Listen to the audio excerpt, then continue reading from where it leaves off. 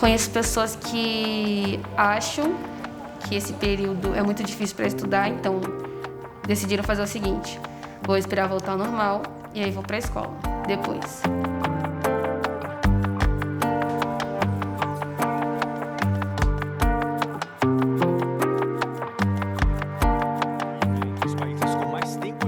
Fechadas na pandemia. Nesse período, a evasão escolar triplicou. No Brasil, em 18 estados, o ensino é ainda apenas remoto, ou seja, com aulas online. Nos outros, o sistema é híbrido.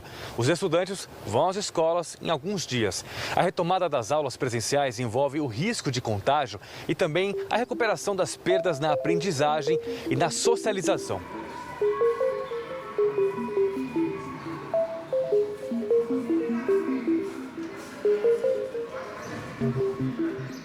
A gente parou no dia 13, a gente dispensou os alunos e aí nós fomos nos adequando, mas sempre com aquela esperança. Semana que vem a gente volta, semana que vem a gente volta. Passou o mês de maio, a gente teve aquela ideia de que a gente não volta. Precisamos melhorar o nosso trabalho. Aí também começou a se falar de busca ativa. A gente tem que ir atrás do aluno que está sumido, a gente tem que buscar esse aluno, como é que nós vamos buscar, porque tem que ter toda a medida de prevenção da doença, e daí como é que vai ser, como é que a gente vai fazer isso, já que telefone ninguém atende. Quando a gente estava presencialmente, você pedia para o coleguinha do lado: ó, seu vizinho não está vindo, você pode ver com ele, pede para a mãe dele vir aqui. Era uma coisa mais tímida, que você tinha o colega para avisar. Então, ele faltava, mas ele sabia tudo que estava acontecendo. Com a pandemia, esse aluno, ele ficou recluso dentro da casa dele, muitos nem na rua não saem mesmo, e muitos pais perderam emprego, tiveram que mudar de domicílio. E outros pais, os filhos mais velhos, se envolveram em coisas muito graves, que também teve que mudar de domicílio. E aí você perdeu totalmente o contato, porque aí mudou durante a pandemia, nem os colegas de classe sabiam onde ele tinha ido. E aí nós começamos, aí nas casas, eu, minha vice-diretora e uma funcionária, a gente começou a ir nas casas, timidamente, atrás de um, atrás de outro, e aí a gente foi buscando caminhos para trabalhar isso.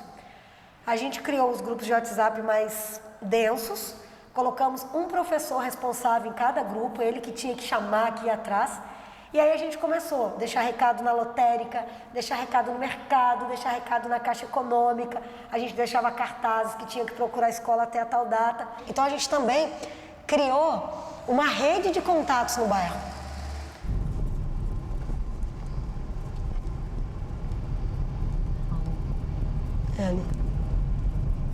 Nossa, que cara é essa de desânimo? Veio de me atender feliz. Não, vem nessa cara. Quem tá rolando? Por que você não atendeu as mensagens da professora Mônica? É porque eu tô sem WhatsApp. Ai, já mesmo. Por que, amor? Porque, tipo, eu não coloquei crédito faz tempo, tá ligado? Bloqueou o chip.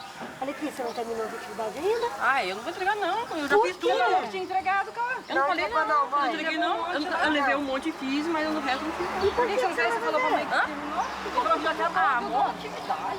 Você é louco. Ele já sabe, mas se eu não vim aqui visitar, ele fica deixando as coisas pra metade. Acabei de escrever. Mas ele falou comigo que terminou. Aqui, na verdade, eles acham, também vou ver o seu. eles acham que fez uma... Aqui, eles acham que fez uma atividade, mãe, terminou, mas não é assim, né? Não. Tem que fazer mais. Olha aqui, ela falou que ela levar atividade pra mim segunda-feira. Nós que fomos atrás do aluno nessa busca ativa, nós tínhamos que estar muito bem, porque tinha pais que nos atendiam muito bem, tinha pais que batiam a porta, era cachorro avançando na gente, eram lugares muito ermos que a gente foi e que a gente vai. E que tipo de abordagem fazer nessa busca ativa? Se na TV eles tinham descoberto que eles tinham ouvido a primeira frase, que esse ano ninguém perde, ninguém vai ser prejudicado, esse é um ano diferente. Nós iremos reprovar estudantes. O que vai contar para a reprovação? Frequência. O que significa frequência? As atividades entregues. Ou seja, um estudante que não entregou nenhuma atividade durante todo esse período, ele está com risco de reprovação. Quais são as estratégias que a gente vai ter para esse estudante que está em risco de reprovação? Ele precisará voltar às escolas e participar de um intensivão lá, de um programa de recuperação deste ano letivo. Por que isso é importante? Porque se a gente não fizer dessa forma, o aluno que não entrega nada, ele é um aluno que, na prática, ele evadiu, né? Porque hoje a atividade ela é a frequência, né? A gente não tem como medir frequência de outro jeito, senão com entrega. Aluno evadido gera menos aluno por turma. Menos aluno por turma gera fechamento de turma. Segundo dados do IBGE de julho de 2020, 10 milhões de pessoas entre 14 e 29 anos não completaram alguma etapa da educação básica no Brasil. Isso significa que 20% das pessoas dentro dessa faixa etária evadiram da escola. A crise econômica no país, junto com a ausência do ambiente escolar, fez com que muitos adolescentes deixassem os estudos para trabalhar, na maioria das vezes um trabalho informal, como uma forma de contribuir para sua renda familiar.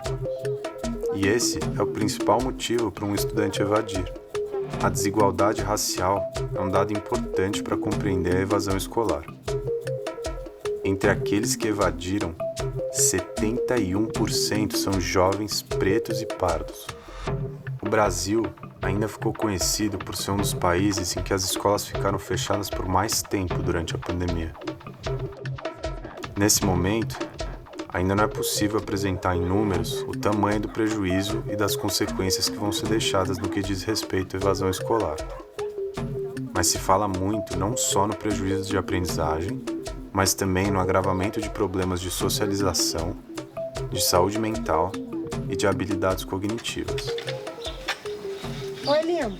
Eu vim aqui te chamar, já falei com seu amigo ali da esquina, que vocês podem estar junto. Isso, 2 horas para ir lá fazer a prova. Vocês fazendo a prova lá, termina a vida de vocês esse ano. Mas eu já fiz? Não, é que essa prova chegou ontem. E essa é de papel. Não é no computador. Você fez a do computador, fez tudo lá com a Flávia. Só que essa chegou ontem. Todos vocês têm que fazer. Olha aqui, sua mãe tá aí?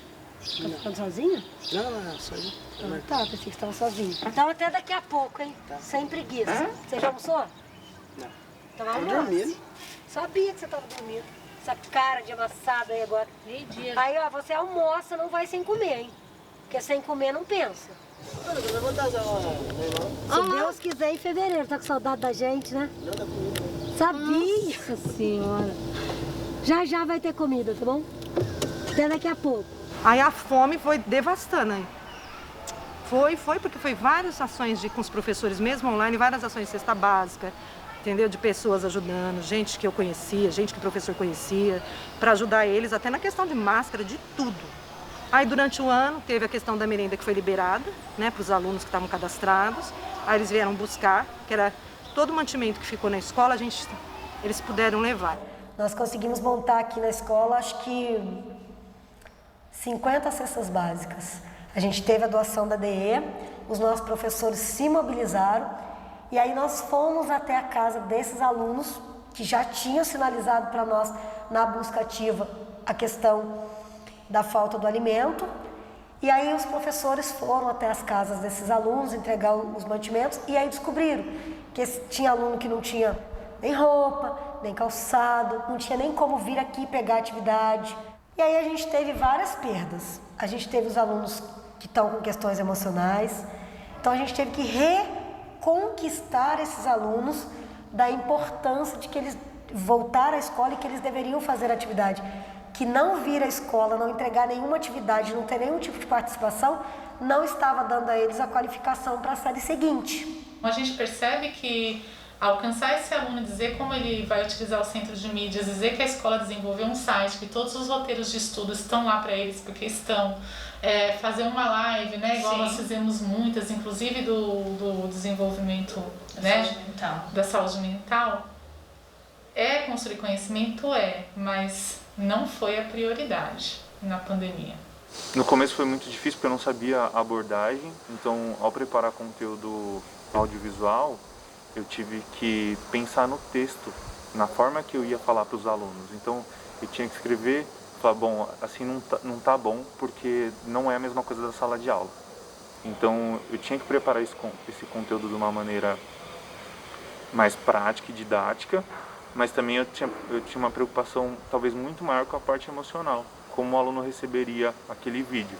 Então até a minha própria fisionomia eu tinha que me concentrar para não passar uma imagem de abatido, de chateado, de cansado, nada falso, nada que, sei lá, tirasse crédito ou mérito de toda essa situação, mas mostrar que a escola e os professores estão ali trabalhando, estão ali disponíveis para que os alunos, para o que eles precisassem, não só no aspecto da educação, do ensino, mas para ajuda, apoio, conversa, algum tipo de orientação.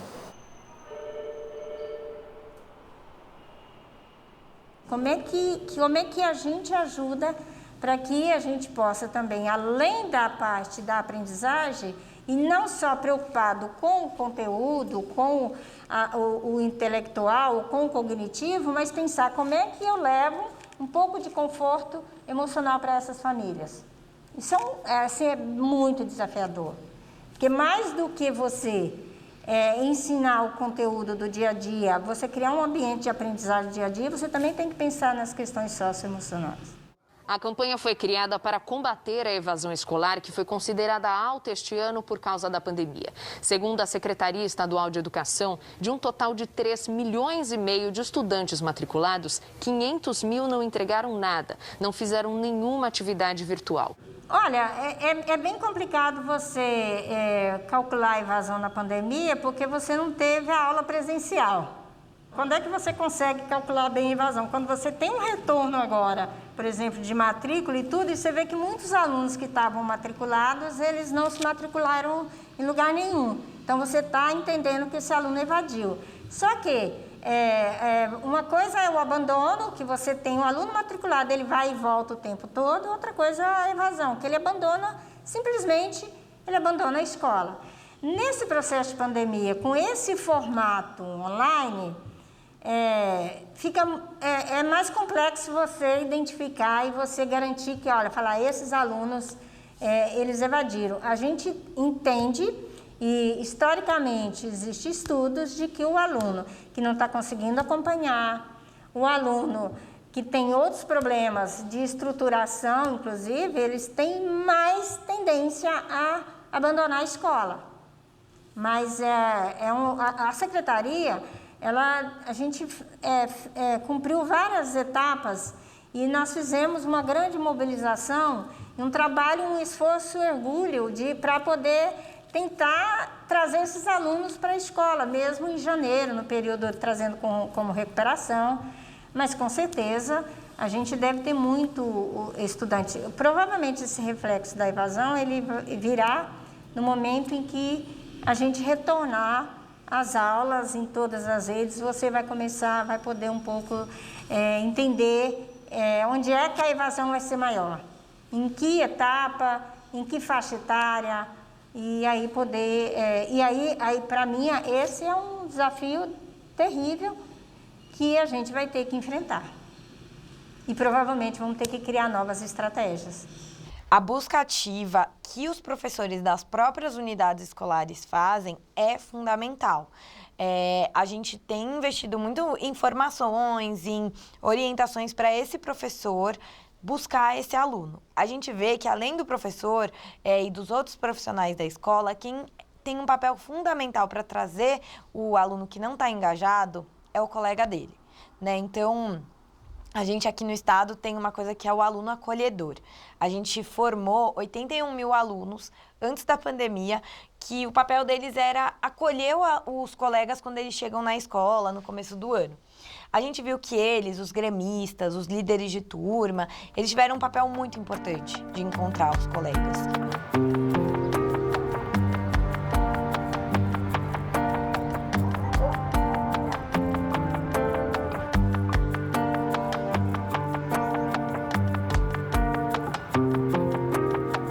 O Grêmio seria uma forma de ajudar os alunos a terem voz para as autoridades da escola, digamos assim. As autoridades saberem que está necessitando na escola para ser feito.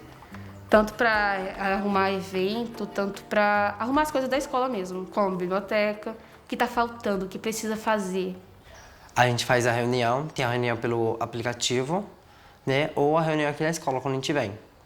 A gente vai naquela sala lá, né? E faz o Ricardo, o diretor, eles vão explicar o projeto. Os professores, eles também estão nos grupos, então é mais fácil falar com eles. Eles têm ideia do que a gente quer fazer e a gente tem ideia do que a gente pode fazer. O tanto de aluno que ficava confuso com as matérias e não sabia para quem recorrer, quem chegar e falar, olha, eu não estou entendendo alguma coisa, você pode me ajudar?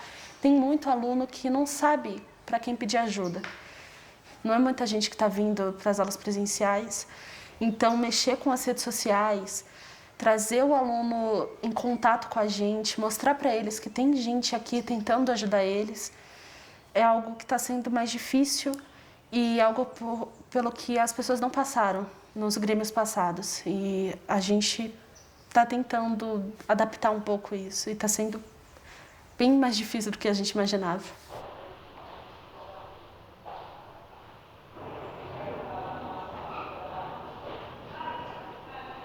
Tem vezes que a gente acaba falando, que eles também falaram pra gente, nossa, é muita coisa pra fazer, tem muita coisa pra fazer ainda, a gente não fez isso, não fez aquilo, que tem várias etapas do que fazer nesse ano ainda.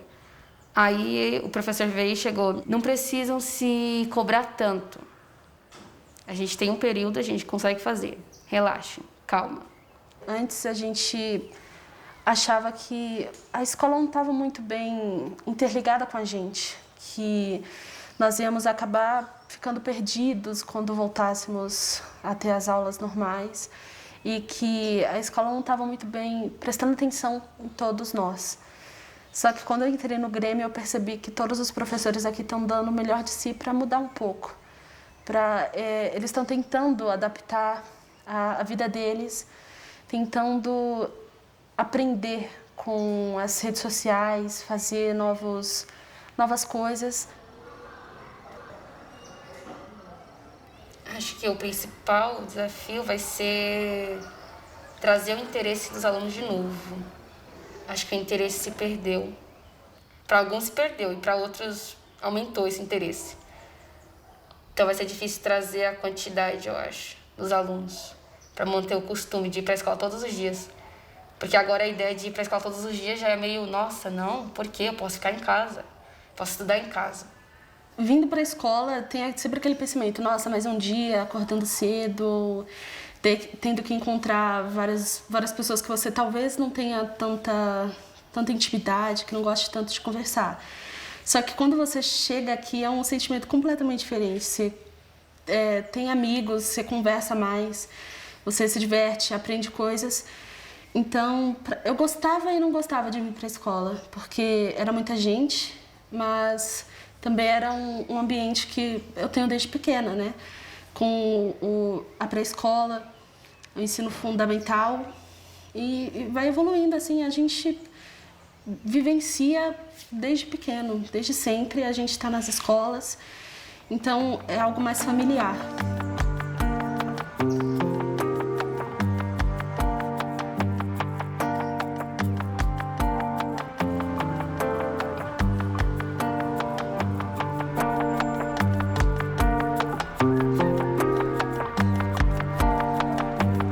A busca ativa é uma das coisas boas que eu acho que vai ficar pós-pandemia. Que a gente não vai esperar aquele aluno chegar a ser tão faltoso para ir atrás.